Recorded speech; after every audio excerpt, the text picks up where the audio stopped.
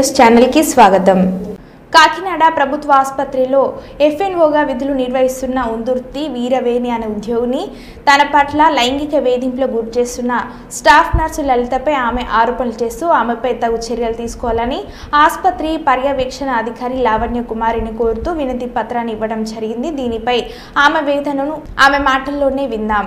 Deputy collector గారికి, nursing superintendent madam గారికి, grade 1 madam గారికి, గ్రేడ్ 2 మేడం గారికి నేను SBSSలో రాష్ట్ర పరంగా డ్యూటీ చేస్తున్నానండి. నేనైతే 2022లో ఎఫ్ఎన్ఓగా వర్క్కి వచ్చానండి గవర్నమెంట్ హాస్పిటల్కి. మాకు ఏదో చిన్న జీవనాధారం దొరికిందని చెప్పేసి మేము సంతోషంగా వచ్చామండి. కానీ ఇక్కడ స్టాఫ్లో చాలామంది చాలా రకాలుగా అరెస్ట్మెంట్ చేస్తున్నారండి. అయినా మేము కోర్టు లేడని చెప్పి చిన్న చూపు చూస్తున్నా కానీ అది ఎంతో తప్పుకుని చేస్తున్నామండి. అయితే ఈ నెల 1వ తారీఖు నుంచి లలిత స్టాఫ్ గారు వచ్చారండి SBSSకి. ఆవిడ వచ్చిన కానీ నన్ను చాలా విధాలుగా వేధిస్తున్నారండి. ఆవిడ ఒక రకంగా వర్క్ పరంగాను, అలాగే ఆవిడ చెప్పినట్టు వెళ్ళాలంటే ఆవిడ వర్క్ కూడా నాతో చేపిస్తున్నారండి. చేయనన్నానని నన్ను టార్గెట్ చేస్తున్నారు. అలాగే అసభ్యకరంగా నన్ను ఎక్కడ పడితే అక్కడ తాగుతున్నారండి. దట్టు ఆవిడ పక్కనే పడుకోమంటున్నారండి.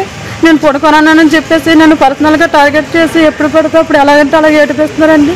నేను ఏం చేసినా కానీ దాంట్లో తప్పు ఎదుగుతున్నారండి. పైగా నా మీద తప్పుడు కంప్లైంట్లు కూడా ఇస్తున్నారండి వర్క్ చేయడానికి. నేను ఎప్పుడు ఏ స్టాఫ్ గారితో మాట్లాడిపించుకోలేదండి. నన్ను చాలా అసభ్యంగా ఆవిడ నన్ను ట్రీట్ చేస్తున్నారండి. నేనేం చేయాలో కూడా నాకు అర్థం కావట్లేదండి సమయంలోనే. దయచేసి నేను ఆల్రెడీ కంప్లైంట్ చేశానండి. మరి అంతవరకు ప్రాసెస్ వచ్చింది తెలియదండి. నేను చాలా ఏడిపిస్తుందండి ఆవిడ స్టాఫ్ గారు అయితే మటుకి. నేను సిన్సియర్గానే నా వర్క్ నేను చేసుకుంటున్నానండి. అయినా కానీ నన్ను పర్సనల్గా టార్గెట్ చేసి ఆవిడకి ఇష్టం వచ్చినట్టు నేను ఉండలేదని చెప్పేసి నన్ను వేధిస్తున్నారండి.